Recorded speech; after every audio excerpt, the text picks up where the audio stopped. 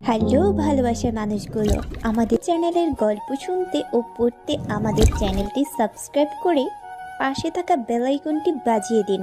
আর আমাদের গল্পগুলো যদি আপনাদের কাছে ভালো লেগে থাকে তাহলে অবশ্যই লাইক কমেন্ট শেয়ার করতে একদম ভুলবেন না।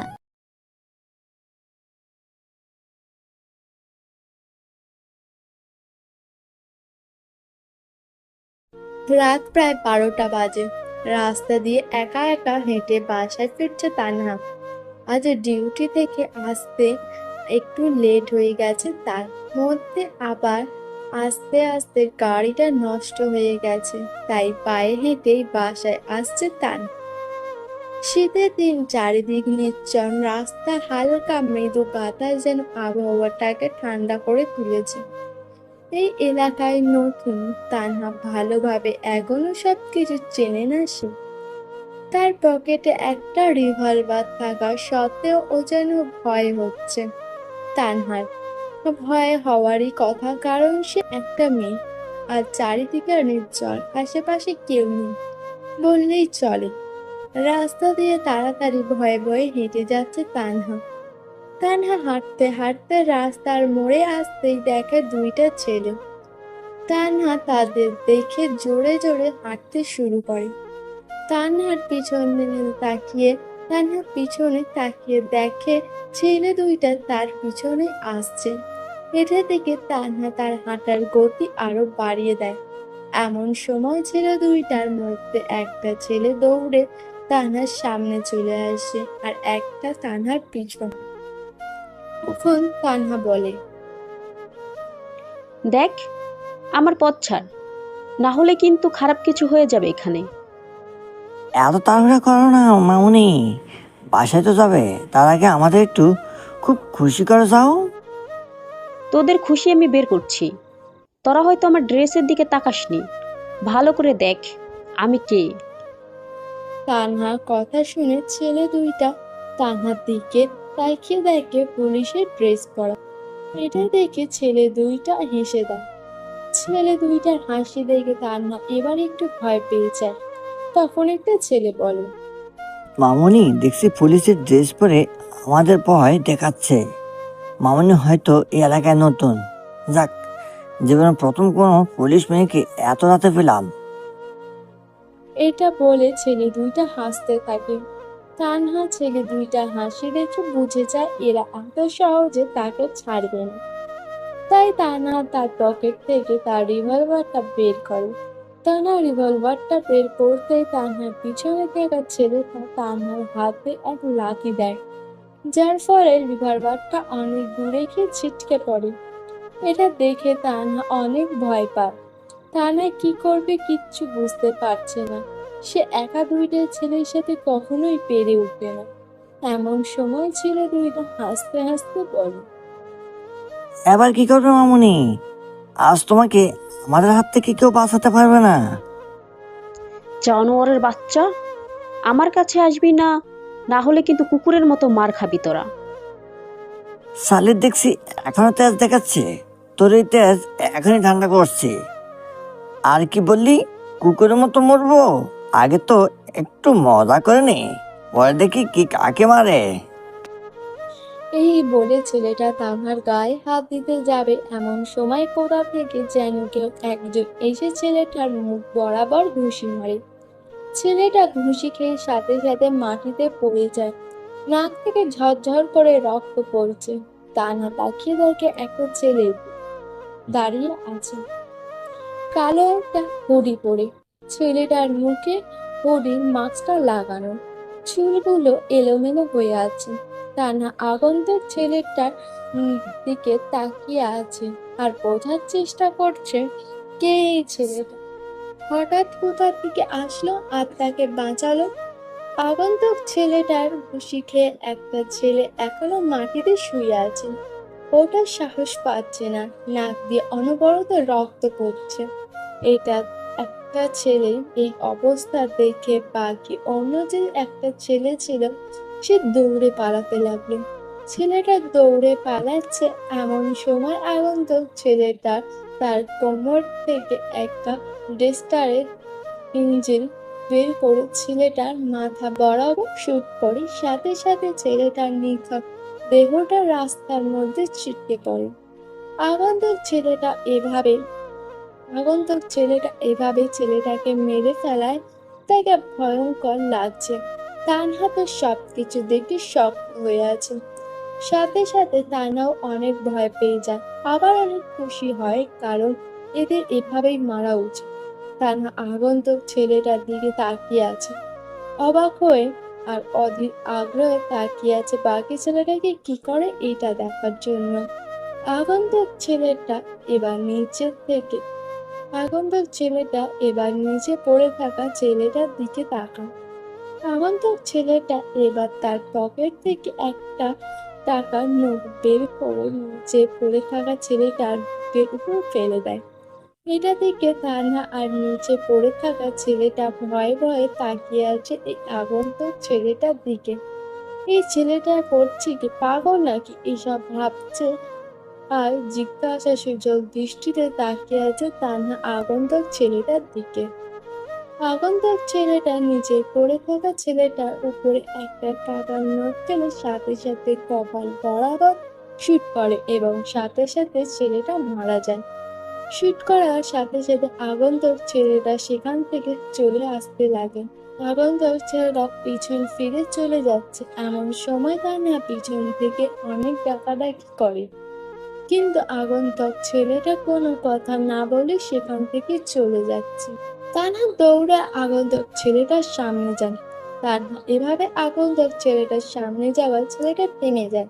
তখন তানহা বলে, অনেক ধন্যবাদ আপনাকে, আপনি না আসলে। তানহাকে আর কোনো কিছু বলতে না দিয়ে আগন্তুক ছেলেটা তানহার পাশ কাটিয়ে সেখান থেকে চলে গেল। তানহা অবাক হয়ে তাকিয়ে আছে ছেলেটার দিকে। তখন তানহা নিজেই নিজেকে বলে, এটা ছেলে নাকি অন্য কিছু? এত কিছু করে ফেললাম মুহূর্তের মধ্যে, কিন্তু একটা কথা পর্যন্ত বললো না, আমার দিকে তাকালো না পর্যন্ত। আজব ছেলে তো। যাক, আমার তো ভেবে কাজ নেই, বাসায় যাই, অনেক রাত হয়েছে, আব্বু আম্মু হয়তো আমার জন্য চিন্তা করছে। এটা বলে তানহা রাস্তায় পড়ে থাকা তার রিভলভারটা তুলে নিল। রাস্তায় মৃত অবস্থায় পড়ে থাকা ছেলে দুইটার দিকে একবার তাকিয়ে তানহা সেখান থেকে চলে যায়। এদিকে প্রায় রাত 1টার দিকে বাসায় ফিরে রাজ। ডুপ্লিকেট চাবি দিয়ে দরজা খুলে প্রবেশ করতেই দেখতে পায় রাজ তার আম্মু খাওয়ার টেবিলে ঘুমিয়ে আছে, চেয়ারে বসে টেবিলে মাথা ঠেকিয়ে। রাজ তার আম্মুর কাছে গিয়ে হালকা করে ডাক দেয়। রাজের ডাকে তার আম্মু জেগে যান আর রাজের দিকে তাকিয়ে কোনো কথা না বলে খাবার বেড়ে দিতে লাগে। তখন রাজ বলে, আম্মু, তুমি প্রতিদিন এভাবে আমার জন্য অপেক্ষা করো কেন? অসুস্থ হয়ে যাবে তো। আমার কথা যদি ভাবতি তাহলে প্রতিদিন এত রাত করে বাসায় ফিরতি না, আর আমাকে অপেক্ষা করা লাগতো না। তোমাকে তো বলেছি তুমি খাবার রেখে রুমে গিয়ে ঘুমিয়ে পড়বে। আমি যত রাতে বাসায় ফিরি না কেন, আমি খেয়ে নেব। কেমন খাবি আমার দেখা আছে। আমার হাতে ছাড়া তো নিজের হাতে লাঞ্চ করে কবে খাইছি সেটাও তো তোর মনে নেই মনে হয়। হুম।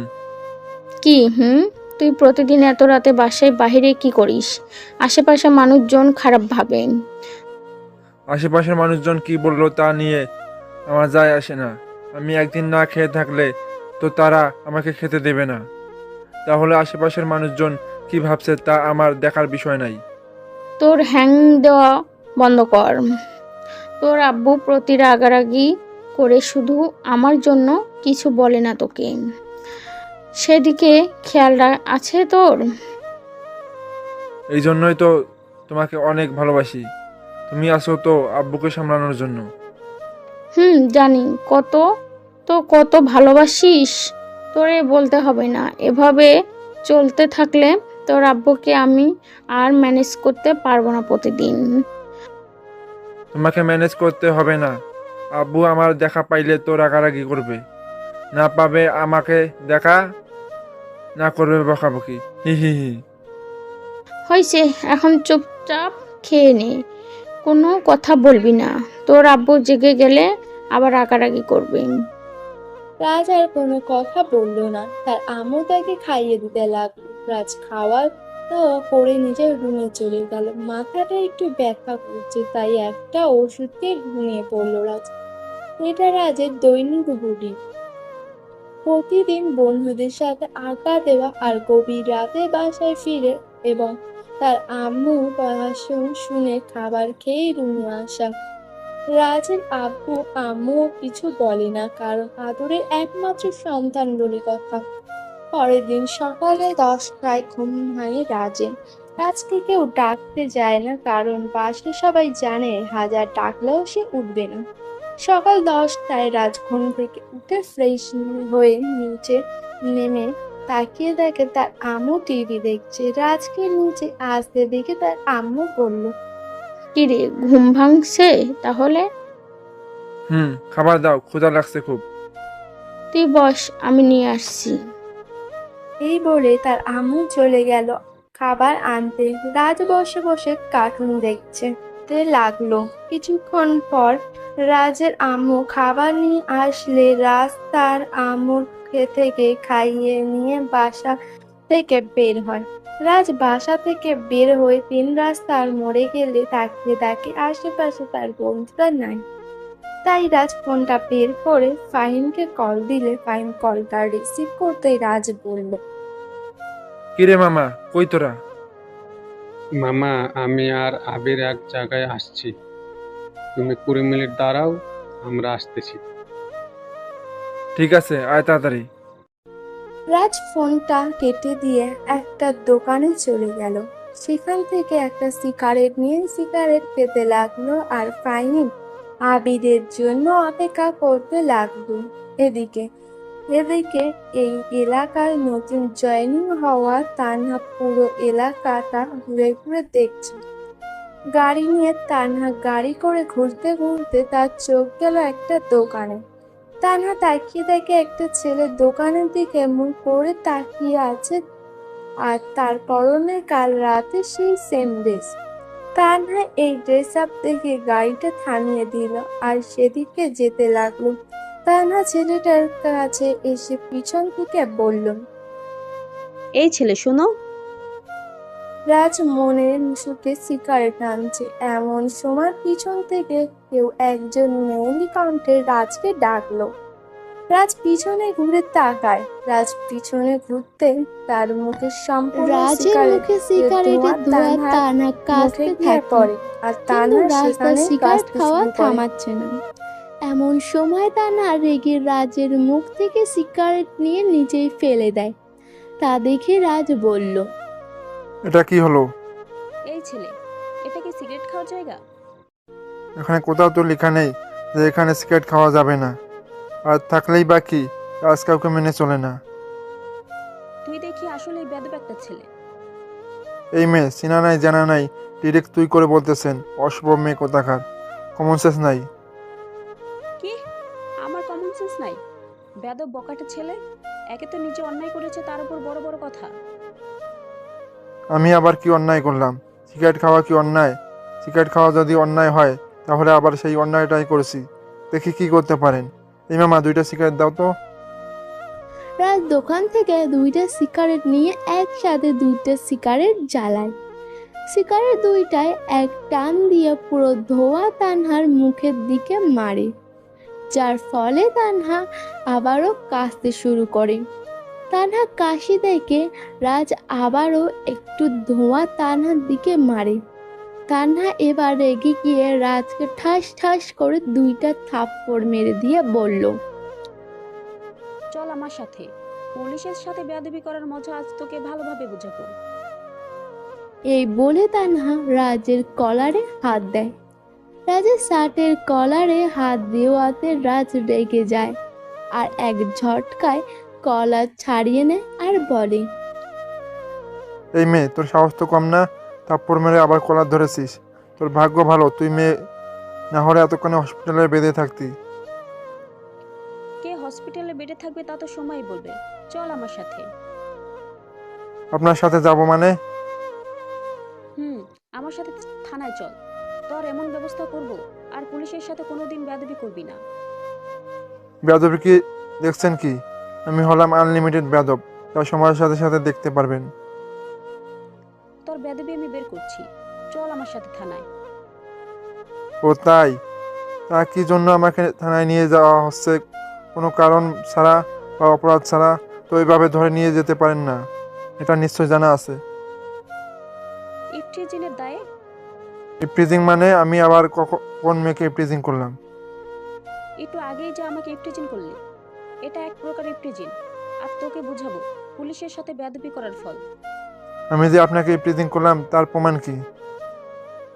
তোর প্রমাণ লাগবে না, চল থানায়, তোর প্রমাণ আমি বের করছি। এটা বলে তানহা রেগে গিয়ে রাজের হাতে হ্যান্ডকাপ লাগাতে লাগলো। তখন রাজ ছাড়িয়ে নিয়ে বলল, ছাড়ুন, হ্যান্ডকাপ লাগাতে হবে না, আমি এমনিই যাচ্ছি। এই বলে রাজ গাড়িতে বসে পড়ল। তানহা ড্রাইভ করে থানায় নিয়ে চলে গেল। রাজকে লকআপের কাছে নিয়ে এসে এক ধাক্কা দিয়ে লকআপের ভিতরে ঢুকিয়ে দিয়ে লকআপটা লক করে দিল। তখন রাজ বলল, লকআপে তো পুরে দিলেন, কিন্তু আটকে রাখতে পারবেন তো? সেটা তো সময় বলবে। সাহস থাকলে আমার আব্বুর নাম্বারে কল দেন। দেখি তোর আব্বু কি করতে পারে। তবে একটা কথা, এখানে তোর আব্বু তো দূরের কথা, মিনিস্টার নেমে এলো, তোরে ছাড়বো না আমি। তানহা তার ফোনটা বের করে রাজের থেকে নাম্বার নিয়ে রাজের আব্বুকে ফোন দিল লাউড স্পিকার দিয়ে। একবার রিং হতে ফোনটা কেটে দিল। আবার ফোন দিলে তার আব্বু ফোনটা রিসিভ করে তখন তানহা বলে, আসসালামু আলাইকুম আঙ্কেল। ওয়ালাইকুম আসসালাম।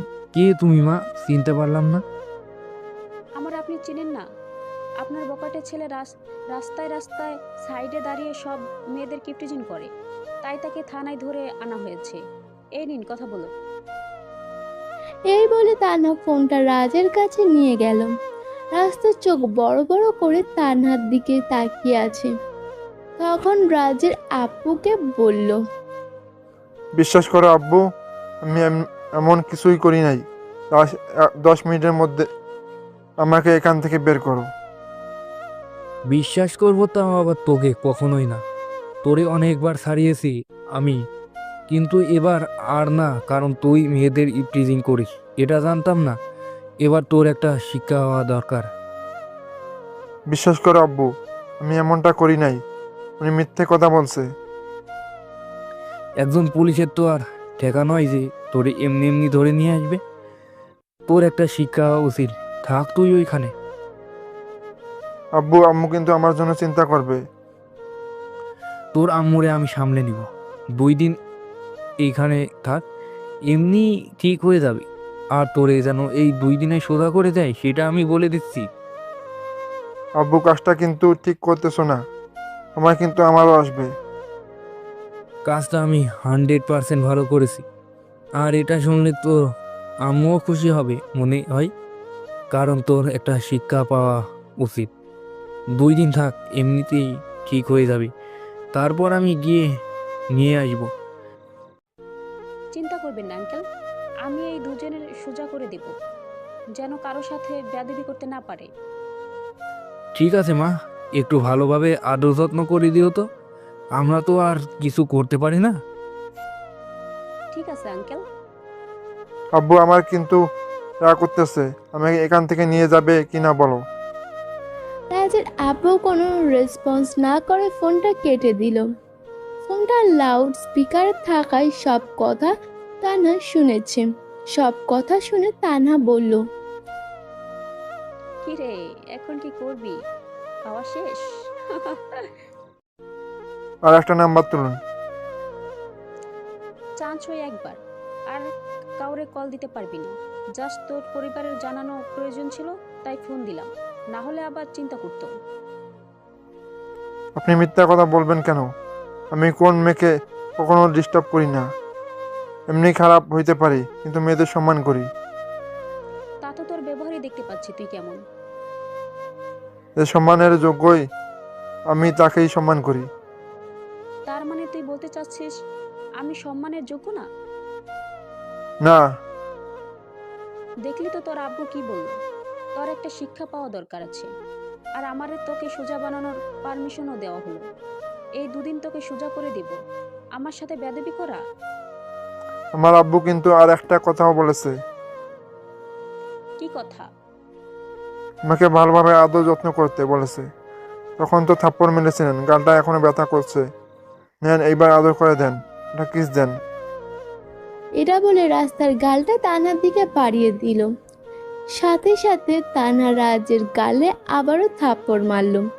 তখন তানহা বলল, তোর ভাগ্য ভালো তুই কাল রাতে আমাকে বাঁচিয়েছিস, না হলে তোর এমন অবস্থা করতাম দাঁড়িয়ে থাকার শক্তিটুকু পেতি না।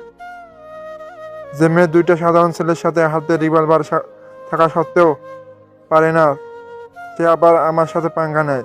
বিষয়টা হাস্যকর, হা হা। তোর হাসি এই দুদিনে আমি ছুটাবো, জাস্ট ওয়েট কর।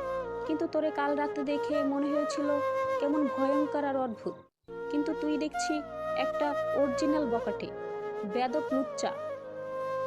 আমি কাল রাতে না থাকলে এতক্ষণে আপনার হয়ে যেত, আর আমি লুচ্চা হলে কাল রাতেই আপনার কাহিনী খতম হয়ে যেত। সেই জন্যই তো তোকে কিছু বলছি না, কারণ তুই আমার সবচাইতে দামি জিনিসটা রক্ষা করেছিস। কিন্তু তোরে তো একটু সোজা করতেই হয়। তোর আব্বু পারমিশন বলে কথা, দুদিন থাক, ঠিক হয়ে যাবি। এই বলে তানহা তার টেবিলে গিয়ে বসল। তানহার টেবিল রাজ স্পষ্ট দেখতে পাচ্ছে সামনে হওয়ায়। রাজ আর কথা বাড়ালো না, কারণ রাজ বুঝে গেছে 2 দিন আগে এখান থেকে বের হওয়া অসম্ভব। রাজ একটা ফোন করলেই এখান থেকে বেরিয়ে যেত, কিন্তু সেই সুযোগ আর নেই, কেননা তানহা আর কাউকে ফোন দেবে না। আর রাজের ফোনটাও সে নিয়ে অফ করে রেখে দিয়েছে। রাজ দেওয়ালে হেলান দিয়ে বসে পড়ল। রাজ কিছুক্ষণ বসে থাকার পর তার সামনে তান্না কিছু খাবার নিয়ে এসে বলল, দুপুর তো হয়ে গেছে, নে এগুলা খেয়ে নে। হোয়াট? আমি খাবো এইগুলা? এইগুলো তো আমাদের বাড়ির কাজের লোকেরাও তো খায় না এগুলো। এর চেয়ে ভালো খাবার এখানে নেই, আর তোরে সোজা করতে এই খাবারগুলোই যথেষ্ট। এগুলো কেউ খায়? মরে গেলেও খাবো না আমি। এখানে যারাই থাকে তারাই এই খাবার খায়, আর তোকেও খেতে হবে। অসম্ভব। আমার ওয়ালেটে টাকা আছে, সেখান থেকে নিয়ে বাইরে থেকে কিছু খাবার কিনে আনুন আমার জন্য। তোরে কি আমার চাকর মনে হয়? তোরে খাবার আমি নিয়ে আসবো? তাহলে আমার ফোনটা দিন, আমার ফ্রেন্ড রে ফোন করে খাবার আনতে বলি। সেটাও সম্ভব না, তোকে এই খাবারগুলোই খেতে হবে এই দুদিন। এর চেয়ে ভালো খাবার পাবি না। আমি না খেয়ে থাকবো, তবুও এগুলো খাবো না। আপনি নিয়ে যান এইগুলো। পেটে টান পড়লে সব খাবি। এই খাবারগুলো রেখে গেলাম, পেটে টান পড়লে খেয়ে নিস। আর আমিও দেখি কতক্ষণ না খেয়ে থাকতে পারিস। এই বলে তান্না খাবারগুলো রেখে তার টেবিলে গিয়ে বসলো আর কিছু ফাইল ঘাঁটতে লাগলো। রাজ বসে তান্নার দিকে তাকিয়ে আছে। এভাবেই দুপুর গড়িয়ে বিকেল হয়ে গেল, কিন্তু রাজ কিছু মুখে তুলছে না। রাজের অনেক ক্ষুধা পাওয়া সত্ত্বেও রাজ খাচ্ছে না, কারণ রাজ একবার যেটা বলে সেটাই করে। রাজকে এইভাবে না খেয়ে থাকতে দেখে তানহা অবাক হচ্ছে, কারণ সকাল থেকে প্রায় বিকেল হয়ে গেল, কিন্তু রাজ খাবারগুলোর দিকে তাকাচ্ছে পর্যন্ত না। রাজের মুখ দেখে বোঝা যাচ্ছে রাজের খিদে পেয়েছে, কিন্তু তানহা দেওয়া সেই খাবারগুলোর দিকে রাজ তাকাচ্ছে না। তখন তানহা রাজের সামনে এসে বলল, কি রে, খাবারগুলো খাচ্ছিস না কেন? দেখে তো মনে হচ্ছে খুব খিদে পেয়েছে তোর। খিদে তো পেয়েছে, কিন্তু এইগুলো তো আমি খাবো না। তোকে এগুলোই খেতে হবে। এত ঝামেলা না করে চুপচাপ খেয়ে নে, না হলে না খেয়ে মর। আমি খাবো না এইগুলো। একটা কাজ করেন, আমাকে খাবার এনে দিতে হবে না, একটা সিগারেট এনে দিলেই চলবে। রাজের কথাটা শোনা মাত্রই তানহা রেগে যায়। তানহা রেগে গিয়ে ভিতরে এসে রাজের গালে ঠাস করে একটা চড় বসিয়ে দিয়ে বলল, তোর মুখ থেকে যেন নেক্সট টাইম সিগারেটের কথা না শুনি, কথাটা যেন মাথায় থাকে। এটা বলে তান্হা বেরিয়ে গেল। রাজ গালে হাত দিয়ে দাঁড়িয়ে আছে। রাজ ভাবতে পারেনি সামান্য সিগারেট চাওয়াতে এতটা রেগে যাবে তান্হা। রাজ আর কিছু না বলে দেওয়ালে হেলান দিয়ে ঘুমানোর চেষ্টা করলো, কারণ অনেক ক্লান্ত হয়ে আছে। তান্হা ও থানা থেকে বেরিয়ে পড়লো চারিদিকে এলাকা একটু চক্কর দিতে। প্রায় সন্ধ্যা হয়ে গেল। তান্হা থানায় এসে দেখে রাজ দেওয়ালে হেলান দিয়ে ঘুমিয়ে আছেন, আর তার পাশেই খাবারগুলো যেমন অবস্থা ছিল ঠিক তেমনই আছে। রাজ তাতে হাত পর্যন্ত দেয়নি। তান্হা বুঝতে পেরেছে হাজার চেষ্টা করলেও রাজকে এগুলো খাওয়াতে পারবে না। রাজ যা বলে তাই করে। তান্হা রাজকে অনেক ডাকাডাকি করলো, কিন্তু রাজের ঘুম ভাঙছে না। তখন তান্হা ভিতরে ঢুকে রাজের মুখে পানি মারতেই রাজ জেগে যায়। রাজ উঠে তান্হার দিকে করুণ দৃষ্টিতে তাকিয়ে আছে। তান্হা রাজের এই অবস্থা দেখে ফিক করে হেসে দিল, আর রাজ তান্হার হাসির দিকে অপলক দৃষ্টিতে তাকিয়ে রইল। তান্হা হাসতে হাসতে বলল, তোর তাকানো দেখে মনে হচ্ছে কোনো এক ক্ষুধার্ত কুকুর 7 দিন ধরে রুটি পায়নি। সুন্দর। কি? আপনার হাসি দেখে তো ক্রাশ খেয়ে গেলাম। আহ, কি সুন্দর হাসি! আপনারই আমার বউ বানাবো।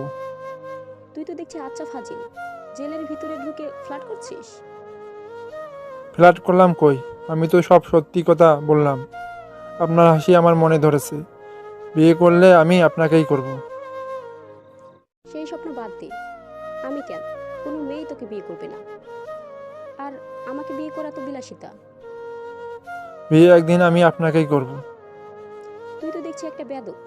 ভাবছিলাম তোরে কিছু খাবার কিনে এনে দিব, কিন্তু তা আর হলো না। এই বলে তান্হা রাজের কাছ থেকে চলে আসতে যাবে, এমন সময় রাজ করুণ সুরে বলল, এমন করো না জান, প্লিজ খাবার এনে দাও। খুব ক্ষুধা পাইছে। আমি মরে গেলে তো আমার কি হবে বলো? তোরে তো আমি সরি, আমি তো মজা করেছিলাম। এখন কিছু খাবার এনে দেন না প্লিজ, খুব ক্ষুধা পাইছে। এবারের মতো মাফ করে দিলাম। বল কি খাবি? বেশি কিছু না, 1 প্যাকেট বিরিয়ানি আর একটা কোক আর একটা সিগারেট। ঠাস ঠাস আবার সেই সিগারেট। এবার যদি তোর মুখ থেকে সিগারেটের কথা শুনি, ফোন করে ফেলবো তোকে, বলে দিলাম। সিগারেট পাবি না। তুই 20 মিনিট দাঁড়া, বিরিয়ানি আর কোক আনতেছি। এই বলে তান্হা চলে গেল বিরিয়ানি আনতে। প্রায় 20 মিনিট পর তান্হা বিরিয়ানি কোক নিয়ে আসে রাজের জন্য। রাজকে বিরিয়ানি আর কোক দিতেই রাজ অসহায় দৃষ্টিতে তাকিয়ে রইল তান্হার দিকে। তখন তান্হা বলল, আবার কি হলো? খাইয়ে দেন না প্লিজ। ফাজলামি করিস আমার সাথে? এমন একটা থাপ্পড় মারবো না, একদম সোজা হয়ে যাবি। আমি তো নিজের হাত দিয়ে খাই না, আমারে আম্মু প্রতিদিন খাইয়ে দেয়। এখানে তো আম্মু নেই, তাই আপনারে বললাম খাইয়ে দিতে। তুই কি মেয়ে মানুষ? তোকে খাইয়ে দিতে হবে? আর তোর আম্মু তোকে খাইয়ে দেয়, এটা আমার বিশ্বাস করতে হবে? বিশ্বাস না হলে আব্বুকে কল দিতে পারেন। ফোন করার কোনো প্রয়োজন নেই। চুপচাপ তাড়াতাড়ি খেয়ে নে, না হলে খাবারগুলো নিয়ে চলে যাব। সারা রাত না খেয়ে থাকতে হবে। আমি নিজের হাতে দিয়ে খাবো না, আপনি খাইয়ে দিলে খাবো, না হলে না। দেখ, রাগ উঠাবি না, নিজের হাতে খেয়ে নে। না, আমি খাবো না। আমার আম্মুর হাতে খাবো, না হলে আপনার। তোর আম্মুকে এখন আমি কোথায় পাবো? আর আমিও তোকে খাইয়ে দিতে পারবো না। তাহলে আমি খাবো না, নিয়ে যান খাবারগুলো। দেখ, শেষবারের মতো বলছি, বিরক্ত না করে খেয়ে নে। বললাম তো খাবো না। ওকে, না খেয়ে থাক। আমিও আবার কি তোর মতো ছেলের জন্য? এই বলে তান্হা বেরিয়ে চলে আসে আর নিজের টেবিলে বসে কাজ করতে থাকে। রাগ ইচ্ছে করেই খাচ্ছে না, কারণ সে তান্হার হাতে খাবে ভেবেছে। এইভাবেই আরো কিছুক্ষণ অতিবাহিত হয়ে গেল। রাজ অনেকক্ষণ না খেয়ে থাকায় রাজের মাথা ব্যথা করতে লাগলো, তবুও রাজ খাচ্ছে না। রাজ অনেকটা সময় না খেয়ে থাকার ফলে মাথা ব্যথা করতে লাগলো। যেই মাথা ব্যথা রাজের প্রায় সময় হয়ে থাকে। রাজ এক সময় তার 2 হাত দিয়ে মাথা চেপে ধরে। তানহা আর টেবিল থেকে দেখতে পায় রাজ 2 হাত দিয়ে মাথা চেপে ধরে আছে। তা দেখে তানহা রাজের কাছে এসে বলল, কি এইভাবে মাথা চেপে আছিস কেন? সকাল থেকে না খাওয়ার ফলে মাথাটা ব্যথা করছে। তাহলে খেয়ে নে। খাচ্ছিস না কেন? না, আমি খাবো না। দেখ, বিরক্ত করবি না। না খেলে অসুস্থ হয়ে যাবি, আর তার পুরো দোষ আমার উপরে পড়বে। আমি কি খেতে চাইছি না নাকি? বলছি তো খাইয়ে দিলে খাবো। তুই তো দেখছিস সম্পূর্ণই আলাদা। না খেয়ে অসুস্থ হয়ে যাবি, কিন্তু নিজের জেদ ধরে রাখবি। আমি একবার যা বলি তাই করি। যে জিনিসটা আমার পছন্দ তা না পেলে আমি কেড়ে নেই। তুই তো দেখছি বাকি অন্যদের মতো না। আমি আমার সাথে অন্য কারো তুলনা দিতে চলবে না। আমি অনলি ওয়ান পিস। আমার মতো দ্বিতীয় আর খুঁজে পাবেন না। খুঁজে পাওয়ারও দরকার নেই। এসব ফাপড় বাদ দে, দিয়ে চল হা কর। খাইয়ে দেবেন? না দিয়ে আর উপায় আছে? তুই অসুস্থ হয়ে গেলে আমার উপর সম্পূর্ণ দোষ হবে। এই তো বুঝতে পেরেছেন। এটা আর একটু আগে বুঝলে আমাকে না খেয়ে থাকতে হতো না। এত কথা না বলে ভালোই ভাবে বস, আমি খাইয়ে দিচ্ছি। ওকে মাই যান। তানহা রাজের দিকে রেগে তাকালো। রাজ আর কিছু বলল না, চুপচাপ ভালোভাবে বসে পড়ল। তানহা রাজকে খাইয়ে দিতে লাগলো। তানহা এই প্রথম কাউকে খাইয়ে দিচ্ছে। তানহা ভালোভাবে রাজকে খাইয়ে দিতে পারছে না, তবুও রাজ তানহার হাতে খাবার খাওয়ার অনুভব করছে। রাত এই প্রথম তার আম্মুর হাত বাদে অন্য কারোর হাতে ভাত খাচ্ছেন, তাও আবার ক্রাশের হাতে। ভাবতে এক অদ্ভুত ফিলিংস জাগে মনে। রাজের মনে এক অন্যরকম অনুভূতির সৃষ্টি হতে থাকে। তখন রাজ বিড়বিড় করে বলে, বিয়ে করলে আমি আপনাকেই করব পুলিশ ম্যাম। বিয়ের পর খাবার খেলে আমি আপনার হাতেই খাবো। রেডি হন এই রাজকে সারা জীবন খাইয়ে দেওয়ার জন্য। হি হি হি। কি রে, কি বিড়বিড় করছিস? ভাবছি আপনাকে বিয়ে করলে আমার 2 দিক থেকে লাভ হবে। মানে? আপনাকে বিয়ে করলে প্রথমত আমাকে কেউ ধরে আনবে না, পুলিশিনীর বলে কথা। আর দ্বিতীয়ত আপনার হাতে খাইয়ে নিতে পারবো। তোর মতো বকাটিকে আমি বিয়ে করব? আমি কেন? কোনো মেয়ে তোকে বিয়ে করবে না। কেন, আমি কি দেখতে খারাপ? তোর ব্যবহার আর চরিত্র দুইটাই খারাপ। কি আমার চরিত্র খারাপ? আপনি জানেন আজ পর্যন্ত কতগুলো প্রপোজাল পাইছি আমি। আমি ইচ্ছে করলে কতগুলো মেয়ের সাথে ইটিস পিটিস করতে পারতাম, কিন্তু আমার চরিত্র এমন না যে মেয়েদের নিয়ে চিপায় যাব। তোর মতো বকাটে আমাকে প্রপোজ করে? যারা তোর মতো বকাটাকে প্রপোজ করে তাদের চোখ নেই। আচ্ছা, আমি যদি নিজেকে চেঞ্জ করে ফেলি তাহলে বিয়ে করবেন তো আমায়? না। কেন? জানি না। তাহলে কি জানেন? এইটুকু জানি, এই কয়েকদিন তোকে শুধরে দিয়ে উচিত শিক্ষা দেব। বেয়াদবি করা আমার সাথে? কিভাবে? ঠাস ঠাস এইভাবে। আমি যদি নিজে না চেঞ্জ হই তাহলে আমাকে কেউ চেঞ্জ করতে পারবে না। আর আমি এমনিই ঠিক আছি, আমার চেঞ্জ হওয়ার কোনো প্রশ্নই আসে না। ঠিক আছে, আমিও দেখব কদিন এই এলাকায় বকাটিগিরি করতে পারিস। আমি তো আছি, দেখলেই ধরে নিয়ে আসবো, ডান্ডা মেরে ঠান্ডা করে দিব। ওকে, আমিও চেষ্টা করতে থাকি আপনাকে পটানোর। এই কারণেই আমার রাগ ওঠে মাঝে মধ্যে। থাক তুই না খেয়ে, আমি আর খাইয়ে দিতে পারবো না। এই বলে তানহা রাজের কাছ থেকে চলে যায়। রাজ একটা মুচকি হাসি দিয়ে বাকি খাবারটুকু নিজের হাতে খেয়ে নেয়। রাত আরো গভীর হতে থাকে। রাত প্রায় 11টা। তানহা তার কাজ শেষ করে বাসায় যাবে। এমন সময় রাজ জোরে তানহাকে ডাক দেয়। তানহা রাজের কাছে গিয়ে দেখে রাজ দেওয়ালে হেলান দিয়ে মাথা দুই হাতে চেপে ধরে আছে। রাজকে এভাবে দেখে তানহা বলে, কি রে, এভাবে মাথা ধরে আসিস কেন? আর এত জোরে ডাকলি কেন? আমার মাথাটা প্রচন্ড ব্যথা করছে। ফাইজলামি করিস আমার সাথে? একটু আগে না হয় না খেয়ে থাকার জন্য মাথা ব্যথা করছিল, কিন্তু এখন কি জন্য মাথা ব্যথা করছিস শুনি? বিশ্বাস করো না, মাথাটা প্রচুর ব্যথা করছে। আমার মাইগ্রেন এর ব্যথা আছে, যখন তখন মাথা ব্যথা করে। আমাকে ছেড়ে দিন প্লিজ, আমি বাসায় চলে যাব।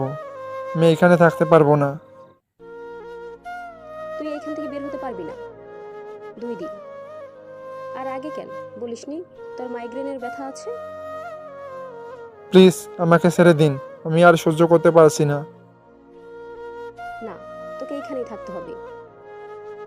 তুই 5 মিনিট অপেক্ষা কর, ওষুধ নিয়ে আসতেছি আমি। ওষুধ খেলে ঠিক হয়ে যাবে। এই বলে তানহা থানা থেকে বেরিয়ে যায়। আর কিছু না বলে চুপচাপ মাথা নিচু করে দেওয়ালে হেলান দিয়ে বসে পড়ে।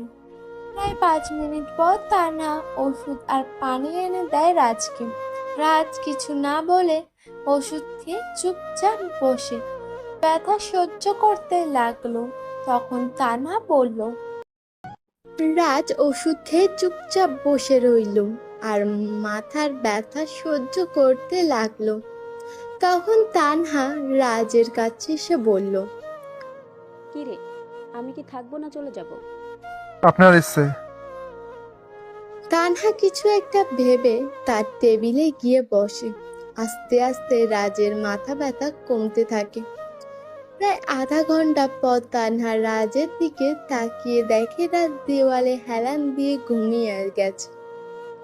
তানহা রাজের দিকে কিছুক্ষণ তাকিয়ে থেকে বাসার উদ্দেশ্যে বেরিয়ে পড়ে। পরের দিন সকালে রাজ ঘুম ভেঙে তানহার ডাকে। রাজ তানহার দিকে তাকিয়ে সকাল সকাল ক্রাশ খেয়ে যায়, কারণ তানহা একটা নীল শাড়ি হাতে, নীল চুড়ি, ঠোঁটে হালকা লিপস্টিক আর ঠোঁটের নিচে ছোট্ট একটা তিল, সব মিলিয়ে পুরো নীল পরি লাগছে তানহাকে। রাজ তো হা করে তাকিয়ে আছে। রাজকে এভাবে তাকিয়ে থাকতে দেখে তানহা লজ্জা পেয়ে পড়ল। কি রে, কি দেখছিস? আপনাকে মানে আমার হবু বাবুকে পুরো নীলপরি লাগছে। সকাল সকাল মুড খারাপ করবি না। তা পুলিশের ড্রেস বাদে হঠাৎ সকাল সকাল শাড়ি পরে কাহিনী কি? আমাকে ক্রাশ খাওয়ানোর জন্য? না, বুঝি বুঝি, সব বুঝি। বাজে কথা বলবি না। একটা জায়গায় যেতে হবে তাই ছুটি নিলাম আজকে। আর কিছু ফাইলে সাইন করতে হবে, আর তোর সাথে দেখা করতে এলাম। আমার সাথে সকাল সকাল শাড়ি পরে দেখা করতে এলেন? ভালোবাসেন বুঝি? তোকে ছেড়ে দিতে চাইছিলাম, কিন্তু না, থাক তুই আরো 2 দিন এখানে। চাচা, ও যেন এখান থেকে বের না হতে পারে আমি না আসা পর্যন্ত। তানহা কনস্টেবলকে কথাটা বলে তার টেবিলে গিয়ে বসে আর কিছু ফাইল ঘাঁটতে থাকে আর সাইন করতে থাকে। তানহা সব কাজ শেষ করে রাজের সামনে এসে দাঁড়ায়। তানহা রাজের সামনে আসতেই রাজের চোখ যায় তানহার নাভির দিকে। শাড়িটা হালকা সরে গিয়ে নাভিটা স্পষ্ট দেখা যাচ্ছে। রাজ তো এক ধানে মুগ্ধ হয়ে তাকিয়ে আছে। রাজের এভাবে তাকানো দেখে তানহা নিজের দিকে তাকায় এবং রাজ নাভির দিকে তাকিয়ে আছে দেখে তানহা তাড়াতাড়ি শাড়ি দিয়ে তার নাভিটা ঢেকে ফেলে আর অনেক রেগে বলে, কি রে, কি দেখছিস? আপনার নাবি, উফ কি সুন্দর, কিউট লাগছিল। ঢেকে দিলেন কেন? আর একটু দেখতে দিন না। তানহা রাজের কথা শুনে আরো রেগে যায়। ঠাস ঠাস করে 2টা থাপ্পড় মেরে দেয় রাজকে।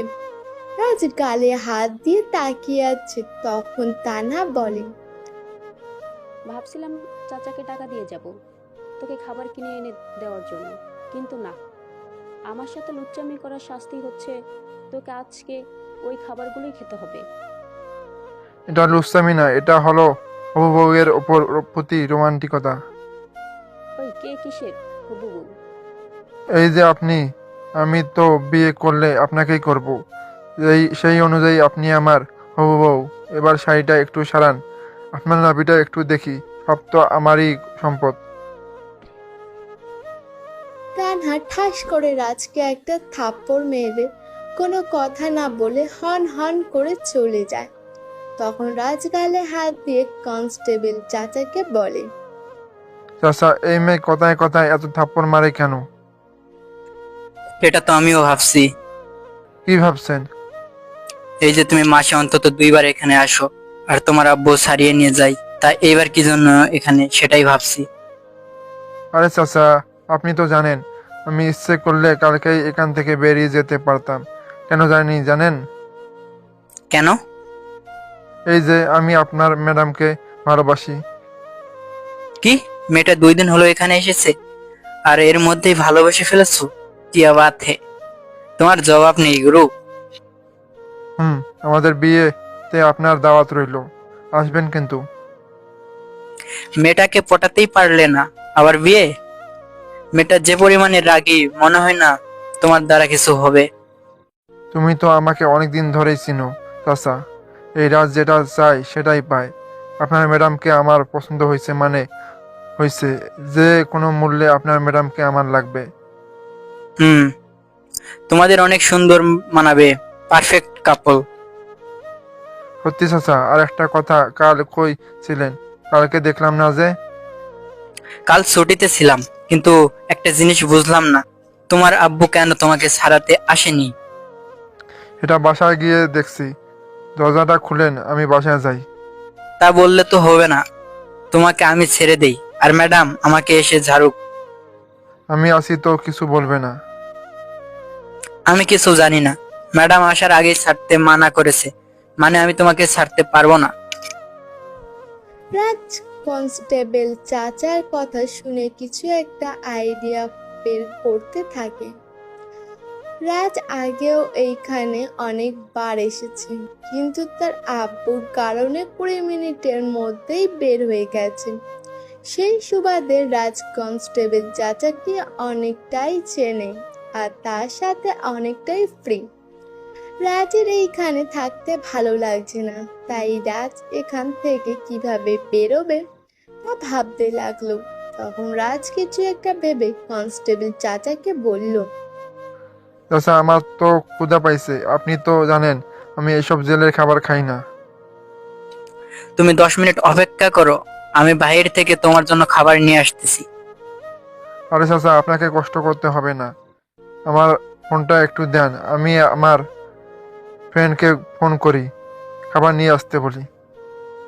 আমার কি গাধা পাইছো? তোমার বয়সটা আমি পেরিয়ে এসেছি, বুঝছো? তোমার ফ্রেন্ডরে ফোন করবে আর তারা অনেক ছেলেপেলে নিয়ে এসে তোমাকে এখান থেকে নিয়ে যাবে, আর আমি ম্যাডামের কাছে ঝাড়ি খাবো। আরে চাচা, আপনি ভুল বুঝতেছেন কেন? এমনটা না, আমি জাস্ট কল করে খাবার আনতে বলবো। আমি এত কিছু জানি না, তোমাকে ফোন দিতে পারবো না। তুমি 10 মিনিট দাঁড়াও, আমি বাইরে থেকে খাবার নিয়ে আনছি। আচ্ছা ঠিক আছে, কি আর করার। তবে 2টা সিগারেট নিয়ে আসেন, একটা আপনার আর একটা আমার। একদিন হয়ে গেল সিগারেট মুখে দেই নাই, সিগারেট এর প্যারা উঠতেছে খুব। তোমাকে বলতে হবে না, জানি আমি। এই বলে কনস্টেবল চাচা চলে গেল। বাইরে খাবার আনতে রাজ আর কিছু না ভেবে হতাশ হয়ে বসে পড়ল। রাজের প্ল্যানটা কোনো কাজে দিল না। কনস্টেবল চাচা তার প্ল্যানটা ধরে নিয়েছে। রাজ বুঝে গেছে আজকে আর এখান থেকে বেরোতে পারবে না। কিছুক্ষণ পর কনস্টেবল চাচা খাবার নিয়ে আর রাজ খেয়ে নেয়। তারপর রাজ আর কনস্টেবল চাচা সিগারেট খেতে লাগে। কোনো মতে রাজ পুরো দিনটা কাটিয়ে দেয়। রাত প্রায় 8টার সময় পুলিশের ইউনিফর্ম পরে তান্না আসে। তান্না সোজা রাজের কাছে সে বলে, কিরে, আজকের দিনটা কেমন লাগলো চাঁদ দেওয়ালের বন্দি থেকে? কেমন লাগবে আবার, ভালোই তো, বিন্দাস। তা তো দেখতেই পাচ্ছি কেমন ভালো। আচ্ছা, তোর যেহেতু ভালো লেগেছে সমস্যা নেই, আরো 2 দিন থাক। এই না না, আমাকে ছেড়ে দিন। আমার ভালো লাগতেছে না একদম এখানে থাকতে। একটু আগেই তো বললি ভালো লেগেছে। আরে আমি তো এমনি বললাম মজা করে। আমাকে ছেড়ে দেন প্লিজ, আমি বাসায় যাব। সেটা সম্ভব না, কাল সকালের আগে ছাড়া পাবি না। আমার কষ্টটা একটু বোঝার চেষ্টা করুন। আপনি এখন বাসায় গিয়ে ঘুমাবেন, আর আমি এখানে বসে বসে মশা মারবো। অনেক কষ্টে কাল রাতটা পার করেছি। তোকে এখানেই থাকতে হবে, আর আমিও বাসায় যাচ্ছি না, কারণ আজকে নাইট ডিউটি আছে। তাহলে ঠিক আছে, সমস্যা নাই। আমি সারা রাত আপনার মুখের দিকে তাকিয়ে কাটিয়ে দিতে পারবো। তানহা রাজের কথা শুনে কিছু বলল না, কারণ তানহা জানে রাজ কিছু বলে কাজ হবে না। তাই আর কোনো কথা না বাড়িয়ে তানহা তার টেবিলে বসে কাজ করতে থাকে। রাত প্রায় 11টা। রাজ এখনো জেগে আছে। তানহা রাজের দিকে একবার তাকিয়ে থানা থেকে বেরিয়ে যায়। রাজ আর কিছু না ভেবে দেওয়ালে হেলান দিয়ে চোখ বন্ধ করে ঘুমানোর চেষ্টা করে। বেশ কিছুক্ষণ পর রাজের কানে একসাথে কয়েকজনের কণ্ঠ ভেসে আসে। রাজ চোখ খুলে তাকিয়ে দেখে তানহা দুইটা ছেলেকে ধরে নিয়ে এসেছে, হাতে হ্যান্ড কাপ লাগিয়ে। ছেলে দুইটা রাজের দিকে পিছন ফিরে থাকায় রাজ ছেলে দুইটার মুখ দেখতে পারছে না। এমন সময় তানহা ছেলে দুটোকে রাজের লকআপে ঢুকিয়ে দেয়। লকআপটা লক করে দিয়ে চলে যায়। ছেলে দুইটা পিছনে ফিরে রাজকে দেখে রাজের দিকে তাকিয়ে রইল, আর রাজ ছেলে দুইটার দিকে। ছেলে দুইটা আর কেউ নয়, রাজের বেস্ট ফ্রেন্ড আবির আর ফাহিম। রাজ ফাহিম আর আবিরের দিকে তাকিয়ে ভাবছে, এরা এখানে কেন? আবির আর ফাহিমও সেম কথাই ভাবছে, রাজ এখানে কেমনে? তখন ফাহিম বলে, কিরে, সেই যে দুদিন আগে 3 রাস্তার মোড়ে আসতে বলে উধাও হয়ে গেলি, আর নাই তোর বাসায় গেলে তোর আব্বু আম্মু কিছুই বলে না। এখন দেখতেছি তুই এখানে কেমনে কি? আমারও তো একই প্রশ্ন, তোরা এখানে কেন? আরে বলিস না মামা, ফাঁসের আগের একটা ছেলের সাথে ঝামেলা লাগছিলাম। মাইরটা দিছি সেই রকম, হালা সারা জীবন মনে রাখবে। মারতে মারতে এই পুলিশ মেয়েটা সেখানে কেমনে যেন চলে আসে, ছেলেটাকে তুলে হসপিটালে পাঠিয়ে দেয়, আর আমাদের এখানে। এত রাতে মারামারি করার কি দরকার ছিল? আমি আসি তারপর একসাথে মারতাম। তোর আশা করলে হতো না, 2 দিন ধরে নাই। আচ্ছা যাই হোক, তুই বল, তুই এখানে কেন? কি আর বলবো দোস্ত, এই পুলিশ ম্যামের মুখে সিগারেটের ধোঁয়া মারছিলাম, যার ফলে আমি এখানে। এই সামান্য কারণে 2 দিন ধরে এখানে। তা না হয় বুঝলাম, কিন্তু তোর আব্বু তোরে ছাড়িয়ে নিয়ে যায়নি কেন? আর আমাদের একটা ফোন করলে তো হয়ে যেত। আব্বু ইচ্ছে করেই আমাকে ছাড়িয়ে নিয়ে যায়নি। এই পুলিশ মেয়েটা বানিয়ে বানিয়ে অনেক কথা বলেছে, যার কারণে আব্বু রেগে আমার ছাড়তে আসেনি। একবার এখান থেকে বের হই, এই পুলিশ মেয়েটাকে দেখে নেবো আমি। পরে দেখিস, আগে এখান থেকে কেমনে বের হবে সেটা ভাব। সামান্য মুখে ধোঁয়া মারাতে আমি 2 দিন ধরে এখানে, তাহলে ভাব তোরা মারামারি করেছিস, কতদিন থাকবি এখানে? আমি তো কাল সকালে বেরিয়ে যাব, আমার কোনো চিন্তা নাই। আমাদের এখান থেকে বের না করলে তোর খবর আছে, কালকে আমাদেরকেও এখান থেকে বের করবি যেমনি হোক। আগে কাল সকালে আমি বের হই, তারপর তোদের বের করে নিব, সমস্যা নাই। বের হতে পারলেই এই মেয়েটাকে আমি দেখে নেব। শোধ নেওয়ার চিন্তা ভাবনা বাদ দে, তোর ভাবি লাগে। ভাবি লাগে মানে? আমার তো কোনো ভাই নাই, ভাবি লাগে কেমনে? আব্বে হালা, আমার বউ মানে তোর ভাবি। এই পুলিশের উপর আমি ক্রাশ খাইছি। দেশে এত মেয়ে থাকতে শেষ কিনা পুলিশের ওপর কাজ খালি? যাই হোক মামা, ভাবিরে কিন্তু আমার পছন্দ হয়েছে। কোন দিক দিয়ে? আরে মামা, ভাবি হিসাবে তোর সাথে মানাবে ভালো, তবে রাগ একটু বেশি। তাহলে ঠিক আছে, বোনের নজরে দেখবি সব সময়। এইটা মানতে পারলাম না দোস্ত। তোর বউ মানে আমার বউ, আমার বউ মানে তোর ভাবি। কি বললি আবার বল? তোর বউ মানে আমার বোন, আর আমার বউ মানে তোর বউ। এইবার ঠিক আছে। এই তোরা লুচ্চামু বাদ দে, অনেক রাত হয়েছে, একটু ঘুমায় সবাই মিলে। এখানে কেমনে ঘুমাবো ভাই? তাহলে চিন্তা কর কিভাবে আমি রাতে ঘুমাইছিলাম এখানে। একটা কাজ কর, তোরা দেওয়ালে হেলান দিয়ে ঘুমিয়ে যা, আর আমি আমার বউরে দেখি। এই বলে রাজ তানহার দিকে তাকালো। রাজ তানহার দিকে তাকিয়ে দেখে তানহা এখনো জেগে আছেন, মাথা নিচু করে কি যেন কাজ করছে। রাজ গালে হাত দিয়ে তানহার দিকে এক ধ্যানে তাকিয়ে রইল, আর কল্পনার জগতে তানহাকে নিয়ে অনুভূতি সৃষ্টি করতে লাগলো। তানহা কাজ করতে করতে মাথা তুলে তাকিয়ে দেখে রাজ তার দিকে এক ধ্যানে তাকিয়ে আছে গালে হাত দিয়ে। তানহা উঠে রাজের কাছে গিয়ে রাজকে বলল। রাজ তানহার দিকে এক ধ্যানে তাকিয়ে আছেন। তানহা এটা দেখে একটু লজ্জা পেয়ে রাজের সামনে এসে দাঁড়ায়। রাজ তানহাকে দেখতে ব্যস্ত, তানহাও কিছু বলছে না ইচ্ছা করে। রাজের সামনে এসে দাঁড়িয়ে আছে আর সেও রাজের দিকে আসছে। তখন তানহা বলল, এইভাবে তাকিয়ে না থেকে ঘুমা, অনেক রাত হয়েছে। আমার ঘুম আসছে না, আপনি ঘুমাবেন না? সেটা তোর ভাবতে হবে না, তুই এখন ঘুমা, কাল সকালে তোরে ছেড়ে দেব। একটা কথা বলবো, রাখবেন? রাখার মতো হলে রাখবো, এখন বল কি বলবি। আমি তো গত 2 দিন ধরে এখানে বন্দি আছি, এই 2 দিনে 1 সেকেন্ডের জন্য বাইরে যেতে পারি নাই। তাই বলছিলাম কি চলেন না দুজনে মিলে একটু বাইরে থেকে হেঁটে আসি, একটু ভালো লাগতেছে না আমার এখানে। এখন কি হাঁটার সময়? রাত কয়টা বাজে খেয়াল আছে? সমস্যা নাই, এখানে ঘুম আসছে না, একটু হেঁটে আসলে ভালো হবে। তোকে নিয়ে বাইরে বের হলে যে তুই পালিয়ে যাবি না বা আমার কিছু করে বসবি না, তা কিভাবে বিশ্বাস করব? সেদিন রাতে আপনাকে একা পেয়েও যেখানে কিছু করি নাই, তাহলে এটুকু বিশ্বাস করতে পারেন আজকেও কিছু করব না। আর আমি কিছু করলে আপনার কাছে তো রিভলভার আছেই, সাথে সাথে শুট করবেন, কোনো সমস্যা নেই। আচ্ছা ঠিক আছে, করলাম তোকে বিশ্বাস, তবে এই বিশ্বাসের সুযোগ নিয়ে বিশ্বাসঘাতকতা করিস না। এটা বলে তানহা লকআপটা খুলে দেয়। রাজ বাইরে আসে। তারপর তানহা আর রাজ বাইরে হাঁটতে বের হয়। প্রায় 2-3 পর রাজ বাইরে বের হয়ে অনুভব করে মনে হয় সে 2 বছর ধরে জেলের ভিতরে ছিল। রাজ আর তানহা রাস্তার সাইড ধরে আশেপাশে হাঁটছে। রাজের তো এক অন্যরকম অনুভূতি ফিল হচ্ছে।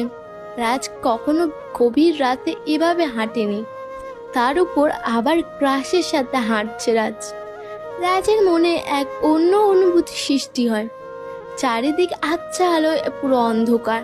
রাজের তানহার পাশে হাঁটতে এক অন্য অনুভূতির সৃষ্টি হচ্ছে, যা কখনো এর আগে ফিল করেনি রাজ।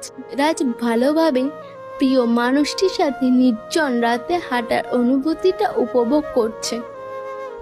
তানহার ও খারাপ লাগছে না এত রাতে এইভাবে হাঁটতে।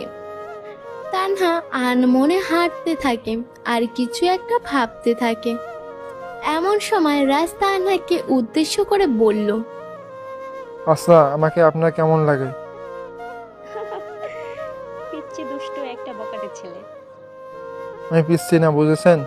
আপনার থেকেও লম্বা আছি, হয়তো আপনি বয়সে আমার থেকে বড়, কিন্তু কেউ আমাদের একসাথে দেখলে ভাববে আমি আপনার চেয়ে 1-2 বছরে বড়, বুঝেছেন? নিজেই তো পিচ্ছি বাচ্চাদের মতো। বুঝি না আপনাকে পুলিশের চাকরি দিছে কেডা? হালাকি অন্ধ নাকি পিচ্ছি একটা মেয়েকে চাকরি দিছে? এ নাকি গুন্ডে মাস্তান পিটাবে, ভাবতে অবাক লাগে। এই পিচ্ছি, আমাকে কোন দিক দিয়ে পিচ্ছি লাগে বলবি? নিজেই তো এক পিচ্ছি, আবার আমারে পিচ্ছি বলতে আসিস? পিচ্ছি বলবে না তো কি বলবে? আপনি তো হাইটে আমার চেয়ে ছোট। ওই ছোট, তোর ঘাড় বরাবর উচ্চতা আমার, সেই উচ্চতাকে বলা হয় পারফেক্ট উচ্চতা, যেখানে একজন স্বামী আর স্ত্রীর কাঁধ বরাবর মাথা রাখা উচিত। এখন তুই যদি তাল গাছের মতো লম্বা হয়ে উঠিস, সেখানে আমি কি করব? তাহলে আমরা পারফেক্ট কাপল, চলেন এখনই বিয়ে করে ফেলি তাহলে। ঠিক রাগ ওঠে আর আমার হাতে থাপ্পড় খাস। তানহার কথা শুনে রাজ গালে হাত দিয়ে দাঁড়িয়ে রইল। তানহা রাজের দিকে তাকিয়ে দেখে রাজ গালে হাত দিয়ে দাঁড়িয়ে আছে। এটা দেখে তানহা কিছু বলল না, সামনের দিকে হাঁটতে থাকে। রাজ ও তানহা পিছন পিছন হাঁটতে থাকে, দুজনে হাঁটছে আর কথা বলছে। এমন সময় রাজ আর তানহার সামনে চলে আসে দুইটা কুকুর। তানহা তো হালকা ভয় পেয়ে যায়। রাজ তো ছোটবেলা থেকে কুকুরকে অনেক ভয় পায়, কারণ ছোটবেলায় তাকে একটা কুকুর কামড়ে নিয়েছিল। রাজ সামনে কুকুর দেখে কাঁপতে কাঁপতে তানহার কোলে লাফ মেরে উঠে পড়ল। তানহা নিজেকে সামলাতে না পেরে দুজনে মাটিতে পড়ে গেল। তানহা নিচে আর রাস্তার উপরে। তানহা রাজকে রাগ দেখিয়ে বলল, এই উঠ আমার উপর থেকে। না, উঠবো না। আগে এই কুকুরটাকে এখান থেকে তাড়ান। আমি কুকুরকে খুব ভয় পাই। আমি একটা মেয়ে হয়ে যেখানে ভয় পাচ্ছি না, সেখানে তুই একটা দামড়া ছেলে হয়ে ভয় পাচ্ছিস। ছোটবেলায় একবার কামড় দিছিল, তখন থেকে অনেক ভয় পাই। যেই রাস্তায় কুকুর থাকে সেই রাস্তায় আমি ভয়ে যাই না। প্লিজ কিছু একটা করো। সর আমার উপর থেকে বলছি। না, সরবো না। তানহা রাজকে ধাক্কা দিয়ে সরিয়ে দেয় আর উঠে দাঁড়ায়। তানহা উঠে দাঁড়াতেই রাজ উঠে তানহার পিছনে এসে লুকায়। তানহা কুকুরটাকে তাড়ানোর চেষ্টা করে বেশ কিছুক্ষণ পর কুকুরটা সেখান থেকে চলে যায়। কুকুরটা চলে যাওয়াতে তানহা আর রাজ হাঁপ ছেড়ে বাঁচে। তানহাও অনেক ভয় পেয়ে গেছিল বললেই চলে। তারপর তানহা আর রাজ সামনের দিকে হাঁটতে থাকে। দুজনে চুপচাপ হাঁটছে। চারদিকে আবছা আলোয় হালকা করে অন্ধকার হয়ে আছে। এই আবছা আলোয় তানহাকে অসম্ভব সুন্দর লাগছে। রাজ বারবার তানহার দিকে তাকাচ্ছে আর সামনের দিকে হাঁটছেন। তখন রাজ বলল, আচ্ছা, আপনার কি মনে হয় আমি ভালো না খারাপ? কে তুই? তুই আসলে বেশি খারাপ না, তবে ভালোও না। তুই আসলে একটা বকাটে। ওই সব সময় বকাটে করবেন না তো, খারাপ লাগে। বাহ, বকাটের আবার ভালো লাগা খারাপ লাগা আছে নাকি? তা কি কি ভালো লাগা খারাপ লাগা আছে শুনি একটু। বকাটে বলতে তাদের বোঝায় যারা রাস্তাঘাটে মেয়েদের ডিস্টার্ব করে, যাদের কারণে মেয়েদের চলতে বা বাড়ির বাইরে বের হতে ভয় হয়, তাদের বলে বকাটে। আমরা তো কখনো কোনো মেয়েকে ডিস্টার্ব করি না। ডিস্টার্ব করা তো দূরের কথা, তাকাই না পর্যন্ত। আমরা তো আমাদের মতো রাস্তার মোড়ে দাঁড়িয়ে আড্ডা দিই। মোড়ে দাঁড়িয়ে আড্ডা দিলেই কি মানুষ বকাটে হয়ে যায়? আর মাঝে মাঝে একটু একটু মারামারি করে থাকি। কেউ যদি ঝামেলা সৃষ্টি করে মারতে আসে, আমরা কি মার খাবো নাকি? আমরাও ঝেড়ে দিই। তারপরও কিছু মানুষ আমাদের দেখতে পারে না, কুত্তার মতো পিছনে ঘেউ ঘেউ করে। যখন সামনাসামনি না বলে পিছন থেকে বকাটে বলে, তখন খারাপ লাগে। বুঝলাম। এখন ভালো লাগাগুলো একটু বল তো শুনি। ভালো লাগা বলতে মানুষ হিসেবে কাউকে ভালোবাসা বা কাউকে ভালো লাগার অধিকার। আমারও তো কাউকে ভালোবাসার অধিকার আছে, কিন্তু কি করার, ওই যে মানুষ বলে বখাটে। কোথাকার যেমনটা আপনি বলেছিলেন, এই যে আপনি আমার সাথে এমন হাঁটছেন, এখানে যদি অন্য কোনো মেয়ে থাকতো, তার সাথে হাঁটা তো দূরের কথা, তার সাথে কথাও বলতাম না। আপনার সাথে হাঁটছি, আপনার সাথে হাঁটতে ভালো লাগছে। এর কারণ কি জানেন? কি? আপনাকে আমার ভালো লাগে। ভালো লাগে বলতে ভালোবাসি। আপনাকে দেখে শুধু বারবার একটা কথাই মনে হয়, সৃষ্টিকর্তা শুধুমাত্র আমার জন্যই আপনাকে সৃষ্টি করেছে। আপনার চোখের দিকে তাকালে আমার মনে হয় এক অনুভূতি সৃষ্টি হয়। বিশেষ করে আপনার ঠোঁটের নিচে থাকা দিনটা আমাকে প্রতি মুহূর্তে দুর্বল করে তোলে। আপনার দিকে তাকালে এক মায়ায় হারিয়ে যায়। আপনার সাথে পরিচয় হওয়া 2 দিন হলেও এই 2 দিনে অসম্ভব ভালো লাগে আপনাকে। তুই আসলে মজা করতে করতে অনেক দূরে চলে গেছিস, যেখান থেকে তোর ফিরে আসা উচিত। এটা তোর ভালো লাগা, এখান থেকে শেষ করা এই ভালো লাগা। এটা তোর ক্ষণিকের আবেগ মাত্র। ভালো লাগা আর আবেগ থেকেই গভীর ভালোবাসার সৃষ্টি হয়ে থাকে। আমার ক্ষেত্রেও ঠিক তাই। এই ভালোবাসা থেকে আমি আপনাকে ভালোবাসি। তুই যেটা বলতে চাচ্ছিস সেটা সম্ভব না। কেন সম্ভব না? প্রথমত, তুই আমার ছোট পিচ্চি, আর দ্বিতীয়ত আমার বয়ফ্রেন্ড আছে, ওকে ঘিরেই আমি আমার মহাকাশ বৃদ্ধি করেছি, যার নাম দিয়েছি আমি আমার পৃথিবী। যাকে ঘিরেই আমি আমার পৃথিবী সাজিয়েছি তাকেই আমি বিয়ে করব। আপনার সাজানো সেই পৃথিবী আমি ধ্বংস করে দেব, জানে মেরে ফেলবো আমি ওকে, বাঁচতে দেব না আমি ওকে এই পৃথিবীতে। আর আপনার সাজানো পৃথিবীতে, আপনার সাজানো পৃথিবী শুধুই একজন থাকবে, আর সেটা হলাম আমি, একমাত্র আমি। যার যেটা চায় সেটাই পায়, যা পায় না তা কেড়ে নেয়। মাইন্ডেড।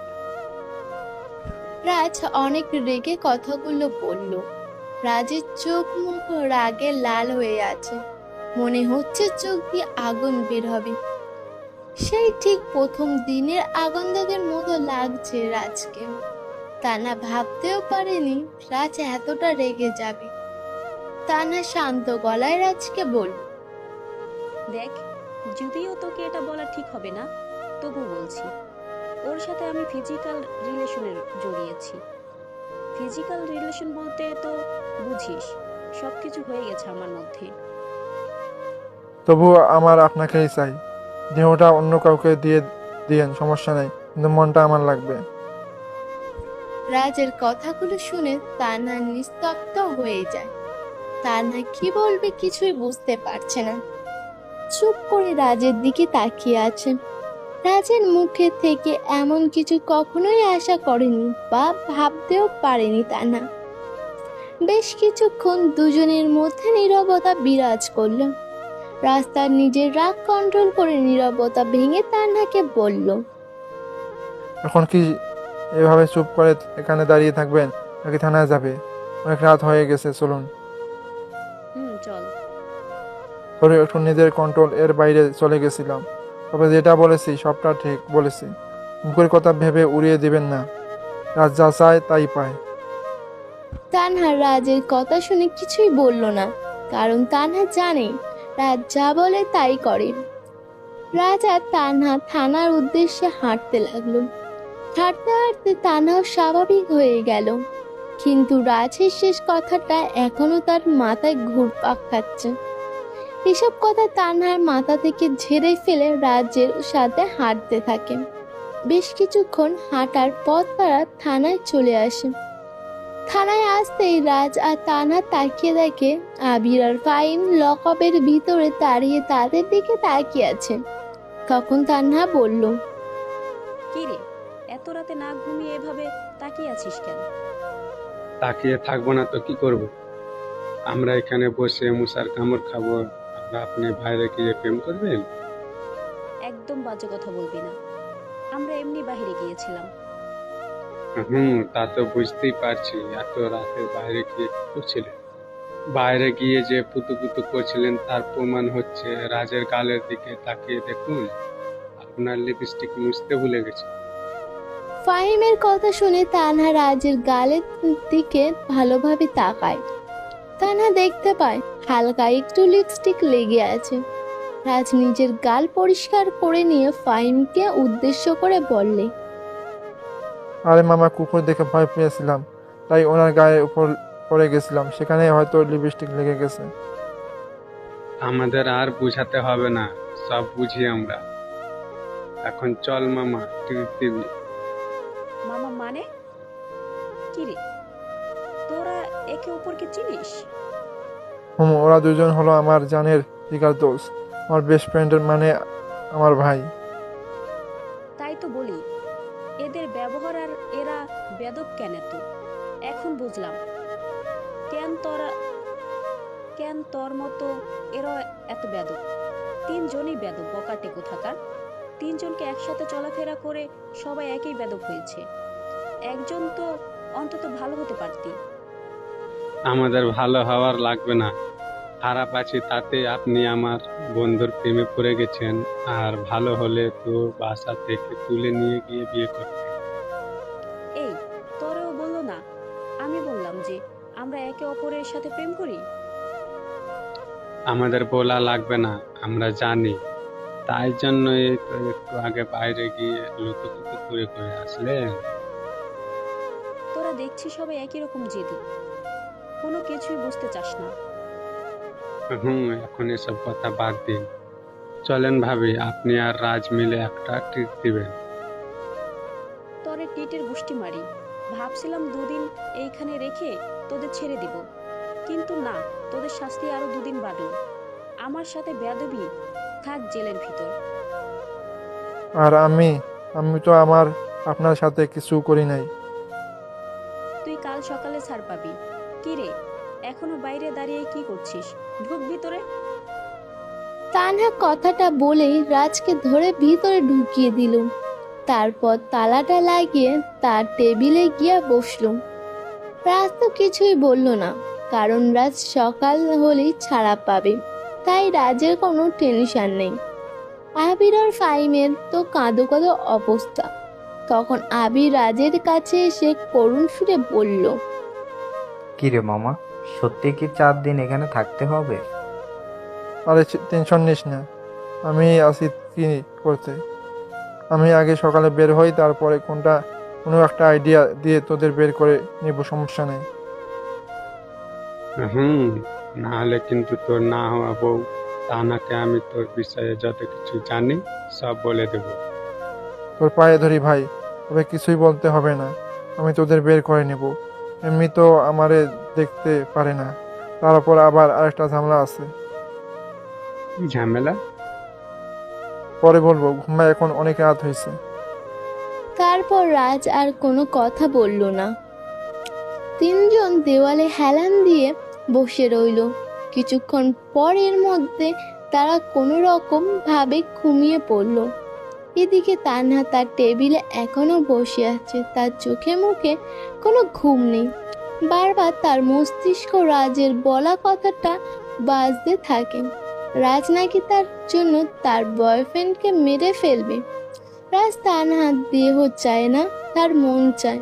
এই দুইটা কথা তানহার মস্তিষ্কে বারবার বাজতে থাকে। তানহা তার টেবিল থেকে উঠে জেলের সামনে আসে। তানহা তাকিয়ে দেখে রাজ ঘুমিয়ে আছে। তানহা কিছুক্ষণ রাজের দিকে তাকিয়ে থেকে একটা মুচকি হাসি দিয়ে সেখান থেকে চলে আসে। পরের দিন সকালে রাজকে ছেড়ে দেয় তানহা। রাজ আবির আর ফাহিমের দিকে তাকিয়ে থাত কেলিয়ে একটা হাসি দিয়ে সেখান থেকে চলে এলো, তার ফোন আর ওয়ালেট নিয়ে। রাজ থানার বাইরে বের হতেই চারিদিক থেকে আলো এসে রাজের মুখে লাগলো। 2 দিন পর আজ দিনের আলো দেখলো রাজ। এই 2 দিন রাজ কোথায় ছিল ভাবতেই অবাক লাগে তার। রাজ তার ফোনটা হাতে নিয়ে দেখে ফোন বন্ধ হয়ে গেছে। তাই রাজ ফোনটা পকেটে রেখে ওয়ালেটটা দেখতে থাকে সব ঠিকঠাক আছে কিনা। রাজ ওয়ালেটে তাকিয়ে দেখে সব ঠিক থেকেও ঠিক নেই। রাজ দেখতে পায় কার্ড সহ সব কিছু আছে, কিন্তু ক্যাশ 10,000 টাকা ছিল সেটা নাই। ওয়ালেটের কোণে শুধু একটা কয়েন পড়ে আছে। রাজ এটা দেখে বুকে হাত দিয়ে থানার ভিতরে ঢুকে যায়। রাজকে আবার থানার ভিতরে ঢুকতে দেখে তানহা বলল, কিরে, তোরে না ছেড়ে দিলাম? তোর কি আবার জেলের ভিতর থাকার ইচ্ছে আছে নাকি? আমার বুক কই? না মানে আমার টাকা কই? তোর টাকা মানে? আমার ওয়ালেটে 10,000 টাকার মতো ছিল, এগুলো কই? এখানে তো একটা কয়েন ছাড়া কিছুই নেই। তুই যে কাল রাতে আর পরশু রাতে বিরিয়ানি আর কোক খেয়েছিস, মনে নেই? কি, কোক আর বিরিয়ানির দাম 10,000 টাকা নাকি? সেই রাতে কোক আর বিরিয়ানির দাম বেড়ে 10,000 টাকা হয়েছিল। বিরিয়ানি আর কোক এর দাম দোকানদার বাড়িয়েছিল নাকি আপনি? আপনি কি পুলিশ মাইরি? সেখানে আমার 10,000 টাকা মেরে দিলেন। আপনি তো দেখতেছি ইন্টারন্যাশনাল ঘুষখোর। এই চুপ কর, যা এখান থেকে, না হলে আবার ভরে দিব। আচ্ছা যাই হোক, 10,000 টাকা এগিয়ে রাখলাম। এগিয়ে রাখলি মানে? বাসরাতে তো মোহর আনা দিতেই হবে, সেখান থেকে 10,000 টাকা এগিয়ে রাখলাম। তোরে তো আমি। তানহা তার টেবিল থেকে উঠা মাত্রই রাজ দিল এক ভৌদৌড়। এক দৌড়ে সোজা থানার বাইরে। তারপর রাজ একটা শিকারে ধরিয়ে নিয়ে বাসার উদ্দেশ্যে হাঁটা দেয়। কিছুক্ষণের ভিতরে রাজ বাসায় চলে আসে। কলিং বেল চাপ দিতেই তার আম্মু এসে দরজা খুলে দেয়।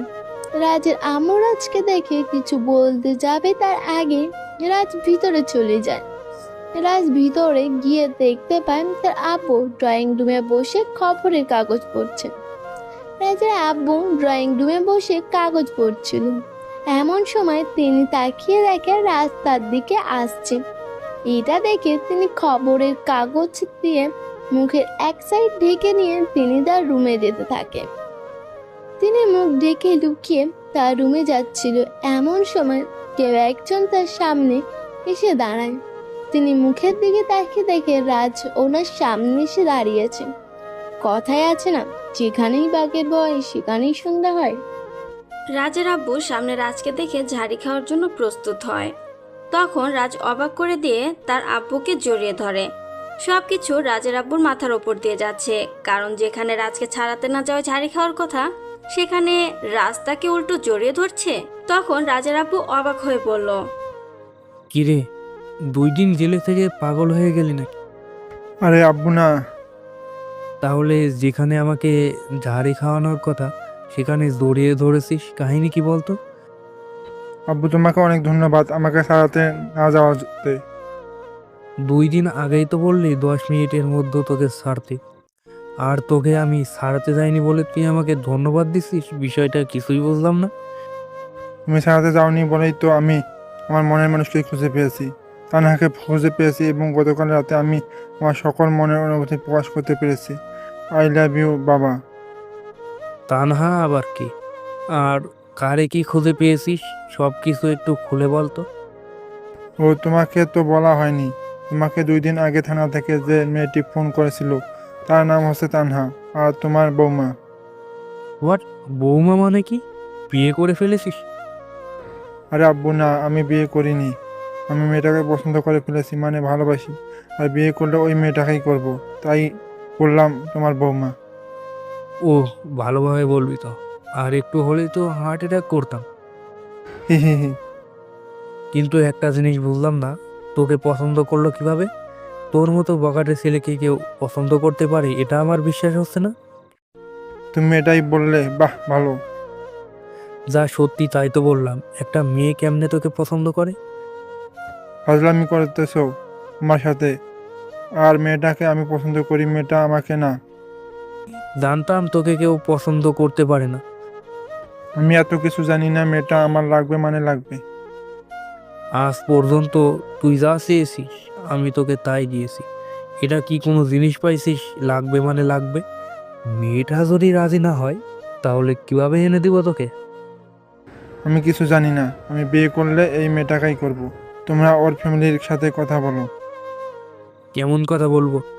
তুই কি কোনো জব করিস যে একটা মেয়ের বাপ তোকে মেয়ে দিবে? সারাদিন তো বন্ধুদের সাথে আড্ডা দিয়ে বেড়াস আর রাতে বাড়ি ফিরিস। এটা বললে তো কোনো মেয়েই তোকে দিবে না কেউ।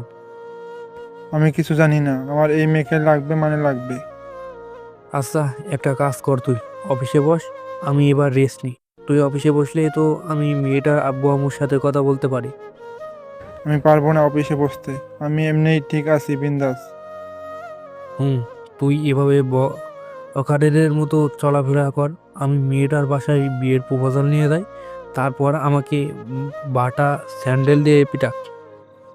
বিয়ে প্রপোজাল নিয়ে যাবে কি না? না, আমি পারবো না। আগেই তুই অফিসে বস, কয়েক মাস যাক, তখন তো বলতে পারবো ছেলে এই করে সেই করে, তারপর বিয়ের প্রপোজাল নিয়ে যেতে পারি। তাহলে তুমি বিয়ের প্রপোজাল নিয়ে যাবে না? না, তুই যদি অফিসে বসিস তাহলে আমি প্রপোজাল নিয়ে যাব, তার আগে না। তাহলে ঠিক আছে, আমি যদি মেয়েটাকে কোনো মতে রাজি করাতে পারি বা মেয়েটা যদি আমাকে পছন্দ করে, তাহলে কিন্তু আমি মেয়েটাকে নিয়ে ভাগবো। তখন তুমি কিছু বলতে পারবা না। তোর কথা শুনে হাসি পাচ্ছে। তোরে করবে কোনো মেয়ে পছন্দ? তোর মতো বকাটেকে ছেলেকে কেউ ভালোবাসবে, তাও আবার যে সে মেয়ে না, পুলিশের চাকরি করা মেয়ে? বিষয়টা হাস্যকর। তুমি আমার ট্যালেন্ট জানো না আব্বু। আমি যেটা বলি, যেটা করে দেখাই। আমি মেয়েটাকে রাজি করাবো মানে মেয়েটা আমাকে ভালোবাসবে। ওকে ভাই, তোকে যদি মেয়েটা ভালোবাসে তাহলে আমি কথা দিচ্ছি, আমি নিজে মেয়েটার বাসায় তোদের 2 জনের বিয়ের প্রপোজাল নিয়ে যাব। জাস্ট 3 মাস, এর মধ্যে আমি তোমাকে তানহাকে পড়িয়ে দেখাবো।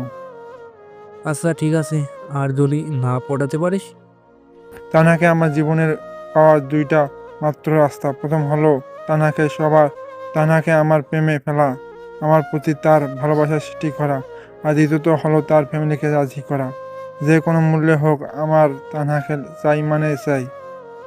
তুই যদি প্রথমটাতে হেরে যাস, তার মানে তোরই তোর জন্য ভালোবাসা সৃষ্টি না হয়, তখন তো দ্বিতীয় রাস্তাটা বেছে নিতে হবে। আই মিন তার ফ্যামিলিকে রাজি করাতে হবে। তার ফ্যামিলিকে আমি রাজি করাতে পারি। তার আগে তোকে অফিসে বসতে হবে, আর আমার সব দায়িত্ব তোকে বুঝে নিতে হবে। যদিও আমি প্রথমটাতেই জিতে যাব, এই কনফিডেন্স আমার আছে। তারপর তোমার শর্তে আমি রাজি, কারণ তানহাকে আমার জীবনে লাগবে, মানে লাগবে।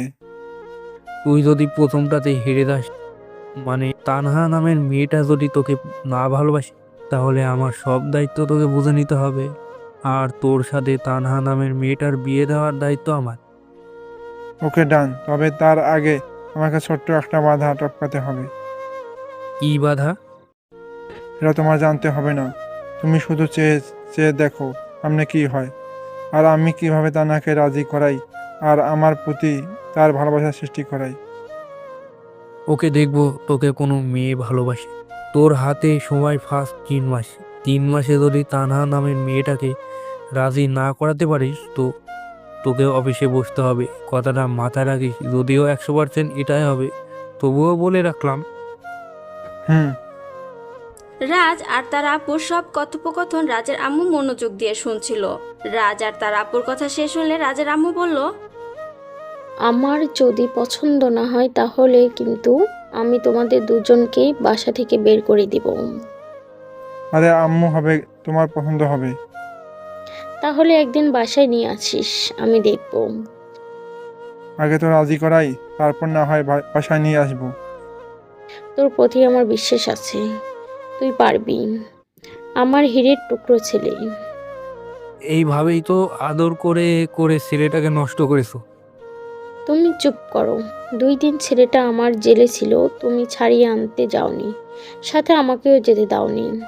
ছেলেটা আমাকে 2 দিন কি খেয়েছে, কেমন থেকেছে সেই জানে। আহারে, ছেলের জন্য মায়া হয়, তাই না? একমাত্র ছেলে আমার, মায়া হবে না? রাজ, তুই রুমে গিয়ে ঘুমা। 2 দিন ঠিক মতো হয়তো ঘুমাতেও পারিসনি। তুই ঘুমা, ততক্ষণে আমি তোর পছন্দের খাবার রান্না করি। এই না হলে আম্মু, লাভ ইউ। রাজ তার আম্মুর দিকে একটা ফ্লাইং কিস ছুড়ে দিয়ে উপরে চলে গেল। তারপর রুমে গিয়ে ফ্রেশ হয়ে দিল এক ঘুম। এই 2 দিন রাজ ঠিকমতো একটু ঘুমাতে পারেনি। রাজের চোখে মুখে অনেক ঘুম, যার ফলে রাজ শুয়ে পড়তে কয়েক মিনিটের মধ্যে রাজ ঘুমের রাজ্যে হারিয়ে গেল। এক ঘুমে প্রায় বিকেল 5টার সময় ঘুম ভাঙে রাজের। রাজ ঘুম থেকে উঠে ফ্রেশ হয়ে নিচে চলে এলো। তারপর রাজ খাবার খেয়ে বাইরে চলে এলো। রাজ 3 রাস্তার মোড়ে এসে একটা সিগারেট ধরিয়ে ভাবতে লাগলো আবির আর ফাহিমকে কিভাবে তানহার কাছ থেকে ছাড়িয়ে আনা যায়।